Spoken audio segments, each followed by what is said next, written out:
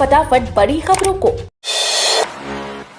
UP के जिले के किसानों को 50,000 रुपए तक की मदद, खेती करने पर मिलेगा लाभ। उत्तर प्रदेश में स्थित भदोही जिले के ज्ञानपुर में किसानों को जैविक खेती की ओर प्रेरित करने के लिए सरकार की ओर से नई योजनाएं चलाई जा रही हैं।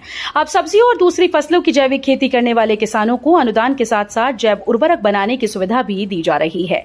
इसके अंतर्गत अगर किसान अपने खेत में वर्मी कंपोस्ट यूनिट बनाते हैं तो सरकार उन्हें 50,000 रुपए तक का अनुदान देगी।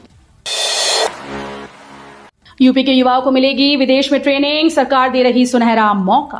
प्रदेश के युवाओं को artificial intelligence, machine learning, cyber security, data analysis जैसे आधुनिक क्षेत्रों से लेकर पारंपरिक क्षेत्रों जैसे कृषि और हस्तशिल्प तक में दक्ष बनाया जाएगा।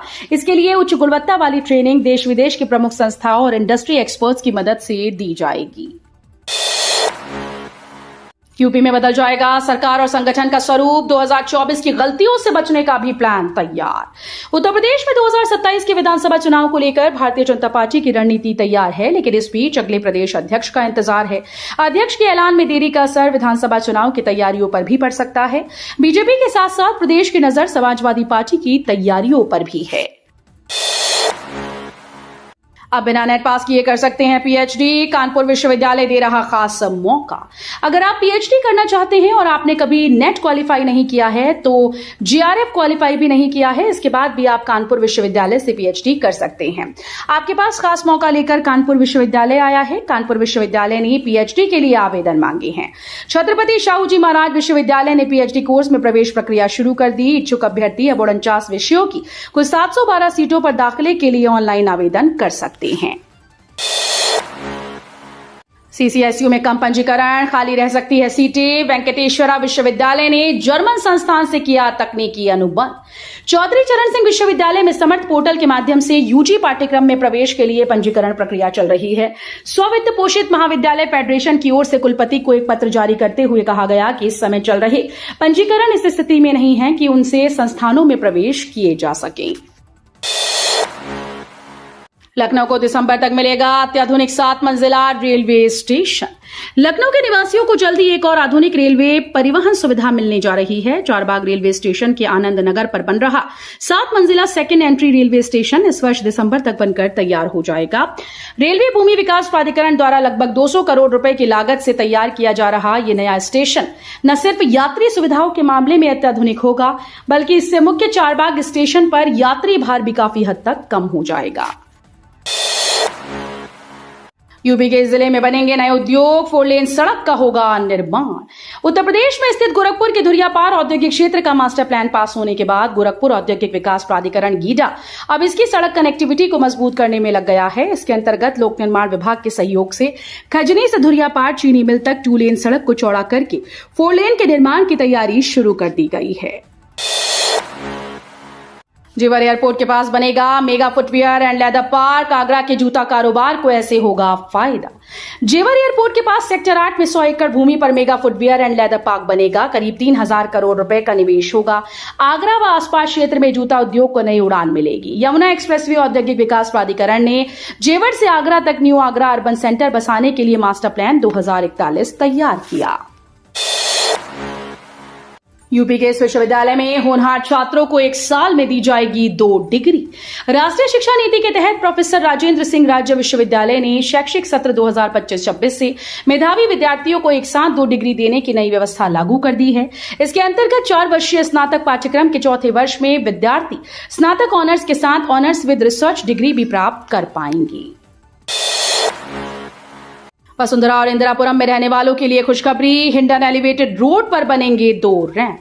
गाजियाबाद विकास प्राधिकरण ने एक विस्तृत परियोजना रिपोर्ट तैयार की है, जिसमें शहर के यात्रियों को अतिरिक्त पहुंच प्रदान करने के लिए 10.3 किलोमीटर लंबे हिंडन एलिवेटेड रोड पर अतिरिक्त प्रवेश और निकास रैंप बनाने के लिए 193 करोड़ रुपए की लागत का अनुमान लगाया गया है। वाराणसी में पालतू कुत्तों की जांच शुरू। बिना पंजीकरण वाले कुत्ते मिले तो लगेगा जुर्माना। नगर निगम ने शहर में पालतू कुत्तों के पंजीकरण और स्वास्थ्य परीक्षण के लिए विशेष अभियान की शुरुआत की है। नगर आयुक्त अक्षत वर्मा के निर्देश पर पशु कल्याण अधिकारी संतोष पाल के नेतृत्व में यह अभियान शुरू किया गया। अभियान के तहत ब्रिज एनक्लेव कॉलोनी में नगर निगम की टीम ने 50 घरों की जांच की। जांच के दौरान 9 घरों में पालतू कुत्ते पाए गए, जिसमें से 8 कुत्तों का पंजीकरण नहीं मिला। गोरखपुर विश्वविद्यालय की प्रवेश परीक्षा 4 जुलाई से। आवेदन आमंत्रित करने की अंतिम तिथि समाप्त होने के बाद दीनदयाल उपाध्याय गोरखपुर विश्वविद्यालय ने स्नातक व परास्नातक प्रथम वर्ष में प्रवेश के लिए आयोजित परीक्षा का कार्यक्रम जारी कर दिया है। गुरुवार को जारी कार्यक्रम के मुताबिक प्रवेश परीक्षाएं 4 जुलाई से शुरू होंगी। आवेदन आमंत्रित करने की प्रक्रिया संपन्न होने के बाद यह स्पष्ट हो गया कि स्नातक और परास्नातक की लगभग 10,000 सीट्स के सापेक्ष करीब 34,000 अभ्यर्थी प्रवेश परीक्षा में शामिल होंगी। यूपी पंचायत चुनाव 4,500 से अधिक ग्राम पंचायत वार्ड घटेंगे। अगले साल होने वाले पंचायत चुनाव की तैयारियां तेजी से चल रही हैं। ग्राम पंचायतों का आंशिक पुनर्गठन किया जा चुका है। अब वार्ड्स के पुनर्गठन का काम शुरू किया जा रहा है। 504 ग्राम पंचायतें घटने की वजह से वार्ड के भूगोल में बदलाव हो जाएगा। करीब 4,608 ग्राम पंचायत वार्ड का काम कम हो जाएंगे। वहीं 250 के लगभग क्षेत्र पंचायत और 12 वार्ड जिला पंचायत के कम हो जाएंगे। फिलहाल बीती पंचायत चुनाव से इस बार स्थिति अलग होगी। यूपी के 70 बीएड कॉलेजेस की मान्यता रद्द, काउंसलिंग में नहीं हो सकेंगे शामिल। डॉक्टर भीमराव अंबेडकर के विश्वविद्यालय से संबद्ध बीएड के 70 महाविद्यालयों में प्रवेश पर राष्ट्रीय अध्यापक शिक्षा परिषद ने रोक लगा दी है। इसके साथ ही 2 बीपीएड और 1 एमएड कॉलेज पर भी कार्रवाई हुई। महाविद्यालयों को प्रवेश प्रक्रिया से बाहर करने के संबंध में आदेश जारी कर दिए गए, जिसके बाद सत्र 2025-26 के लिए होने वाली काउंसलिंग में ये कॉलेज शामिल नहीं हो सकेंगे। कांग्रेस प्रदेश अध्यक्ष बोले, काशी और अयोध्या के बाद अब मथुरा को लूटने की तैयारी कर रही भाजपा। कांग्रेस के प्रदेश अध्यक्ष अजय राय ने कहा कि भाजपा काशी और अयोध्या के बाद मथुरा को लूटने की तैयारी में है।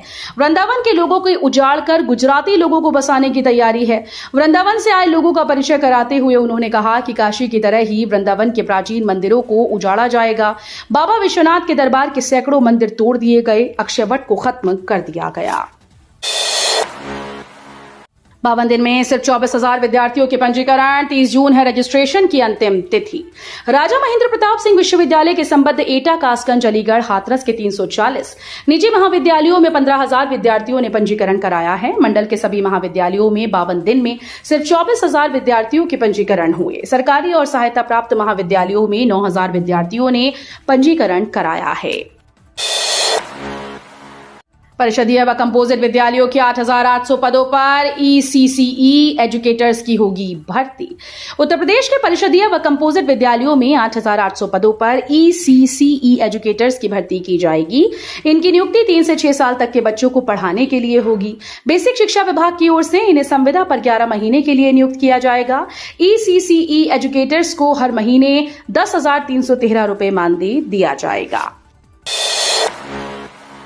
सीएम योगी ने आयुष विश्वविद्यालय का किया निरीक्षण। 30 जून को राष्ट्रपति द्रौपदी मुर्मू करेंगी लोकार्पण। मुख्यमंत्री योगी आदित्यनाथ शुक्रवार को आयुष विश्वविद्यालय पहुंचे। सीएम योगी ने निरीक्षण के बाद अफसरों के साथ बैठक की। 30 जून को राष्ट्रपति द्रौपदी मुर्मू प्रदेश के पहले आयुष विश्वविद्यालय का लोकार्पण करेंगी। सीएम योगी ने विश्वविद्यालय का एक मॉडल भी मंच के पास रखने का निर्देश दिया। काशी में शिवराज सिंह चौहान कांग्रेस पर जमकर साधा निशाना, बोले संविधान को इन 2 शब्दों की जरूरत नहीं। मध्य प्रदेश के पूर्व मुख्यमंत्री व वर्तमान केंद्रीय कृषि मंत्री शिवराज सिंह चौहान ने वाराणसी में कहा कि भारत के संविधान को धर्मनिरपेक्षता और समाजवाद शब्द की जरूरत नहीं, ये दोनों शब्दों को हटाया जाना चाहिए। आपातकाल विषय को लेकर प्रेस वार्ता कर रहे शिवराज सिंह ने कांग्रेस को इन दोनों शब्दों के लिए खूब लताड़ा। कहा कि संविधान में बाद में अपने फायदे के लिए इसे जोड़ा गया, जबकि इसकी जरूरत नहीं थी। भारत की संस्कृति का इससे कोई संबंध नहीं है। यूपी में 2 दिन बाद रफ्तार पकड़ेगा मानसून, होगी झमाझम बारिश। उत्तर प्रदेश में 29 जून से एक बार फिर से मानसून जोर पकड़ेगा। दक्षिणी हिस्से सोनभद्र से शुरू होकर प्रदेश के अलग अलग हिस्सों में झमाझम बारिश के आसार हैं। मौसम वैज्ञानिक अतुल कुमार सिंह ने बताया कि वर्तमान मौसमी परिस्थितियां दक्षिण पश्चिम मानसून के शेष उत्तर पश्चिमी हिस्सों में पहुंचने के लिए पूरी तरह से अनुकूल हैं। मेजर ध्यानचंद खेल विश्वविद्यालय के प्रचार में जुटे एथलीट और बॉलीवुड हस्तियां। सलावा में बन रहे प्रदेश के पहले खेल विश्वविद्यालय को लेकर तैयारियां तेज हो गईं। मेजर ध्यानचंद खेल विश्वविद्यालय का 70% से अधिक निर्माण कार्य पूर्ण हो चुका है और अब प्रचार प्रसार का काम भी जोर पकड़ रहा है। फिल्म अभिनेता और एथलीट व पैरा एथलीट खेल विश्वविद्यालय के प्रचार को लेकर वीडियो जारी कर रहे हैं, जिन्हें विश्वविद्यालय की वेबसाइट पर भी अपलोड किया गया। यूपी के 55,000 से अधिक युवाओं को मिला बिना गारंटी और ब्याज मुक्त लोन। उत्तर प्रदेश सरकार की महत्वाकांक्षी मुख्यमंत्री युवा उद्यमी विकास अभियान योजना राज्य के युवाओं के लिए गेम चेंजर साबित हो रही है। इस योजना के तहत युवाओं को 5 लाख रुपए तक का ऋण गारंटी मुक्त और ब्याज मुक्त उपलब्ध कराया जा रहा है। साथ ही सरकार की ओर से 10% की सब्सिडी भी दी जा रही है। 24 जनवरी 2025 से लेकर अब तक 55,000 से अधिक युवाओं ने इस सुविधा का लाभ उठाया, जो प्रदेश में उद्यमिता को बढ़ावा देने में मील का पत्थर साबित हो रहा है। यूपी के इन 20 लाख बिजली उपभोक्ताओं को मिलेगी राहत। घरों में एक छोटी दुकान करने वाले उत्तर प्रदेश के तकरीबन 20 लाख बिजली उपभोक्ताओं को इस साल तय होने वाली नई दरों में राहत मिल सकती है। यूपी पावर कॉर्पोरेशन ने नई दरें तय करने के नियामक आयोग में दाखिल प्रस्ताव में गैर घरेलू बिजली उपयोग में 1 किलोवाट की नई श्रेणी शामिल की। पहले 1 किलोवाट के गैर घरेलू उपयोग में बिजली की कोई नई दर नहीं थी। अंतर्राष्ट्रीय एमएसएमई दिवस पर सीएम योगी बोले, एमएसएमई आत्मनिर्भर भारत का आधार, लॉन्च की ऐप। मुख्यमंत्री योगी आदित्यनाथ ने शुक्रवार को अंतर्राष्ट्रीय एमएसएमई दिवस पर लखनऊ के लोक भवन में आयोजित कार्यक्रम में युवा उद्यमियों को प्रोत्साहित करने के लिए यूथ अड्डा और सीएम युवा ऐप का शुभारंभ किया। इस मौके पर उन्होंने कई युवाओं को सम्मानित भी किया। इसके पहले सीएम योगी ने सोशल मीडिया साइट एक्स पर कहा कि एमएसएमई इकाइयां आत्मनिर्भर भारत का आधार हैं। रक्षा मंत्री राजनाथ सिंह ने रूसी समकक्ष से की मुलाकात, S-400 की डिलीवरी को लेकर की बात। चीन के किंगदाओ में हो रहे शंघाई सहयोग संगठन के रक्षा मंत्रियों की बैठक के दौरान रक्षा मंत्री राजनाथ सिंह ने अपने रूसी समकक्ष आंद्रेई बेलोसोव से मुलाकात की। इस दौरान दोनों नेताओं ने S-400 सिस्टम की डिलीवरी, Su-30 MKI के अपग्रेड और समय सीमा में सैन्य हार्डवेयर की खरीद को लेकर बात की। रक्षा मंत्रालय ने बताया कि दोनों नेताओं ने वर्तमान भू राजनीतिक स्थितियों, सीमा पार आतंकवाद और दोनों देशों के बीच रक्षा सहयोग को कवर करते हुए कई विषयों पर चर्चा की।